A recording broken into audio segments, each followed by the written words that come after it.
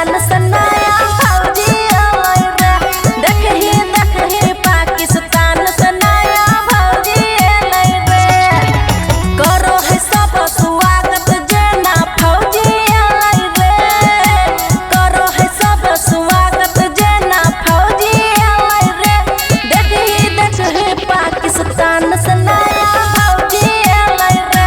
देखही पाकिस्तान से नया फौजी आए रे।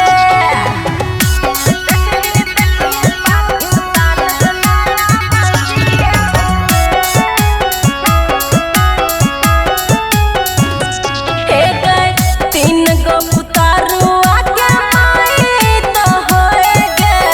सचिन भैया प्यार में पगलाए तो होए गे।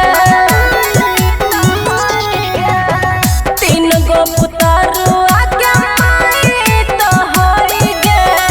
सचिन भैया प्यार में पगलाए तो होए गे। हाँ जय श्री राम बोले तो सोचिए लगे। बनते हिंदू धर्म तो सोचिए लगे। हाँ देखही पाकिस्तान से नया फौजी लगे।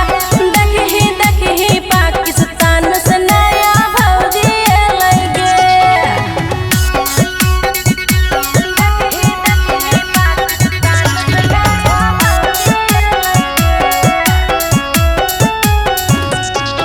हाँ 3 बजे भोरे निकल आई पाकिस्तान से।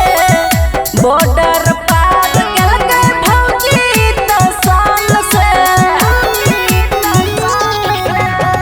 3 बजे भोरे निकल आई पाकिस्तान से। बॉर्डर पार गल गए फौजी तो साल से।